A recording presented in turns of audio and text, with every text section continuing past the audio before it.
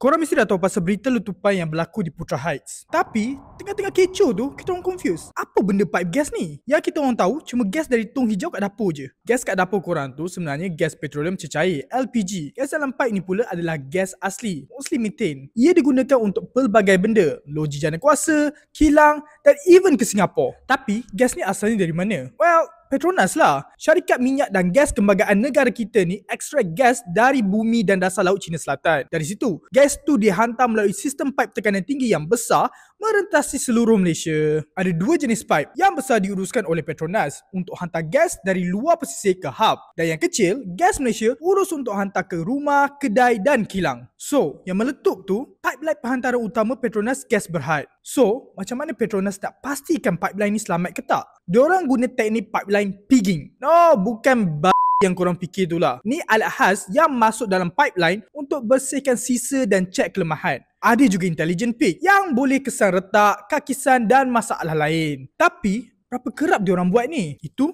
kita tak tahu. Yang kita tahu, ni bukan first time. Sejak 2014, dah banyak kes bocor dan letupan. Terutama kat Sabah dan Sarawak. Ada satu kes tu katanya sebab pergerakan tanah. So, apa yang jadi kat Putra Heights tu, benda yang sama ke? Tapi, isu yang lagi besar, kenapa pipeline ni dekat sangat dengan rumah orang? Siapa yang luluskan benda ni? Kita orang akan update kalau ada info terkini. Sementara itu, kongsikan pendapat korang kat ruang komen dan jangan lupa untuk follow socially untuk segala isu semasa tambah pedas.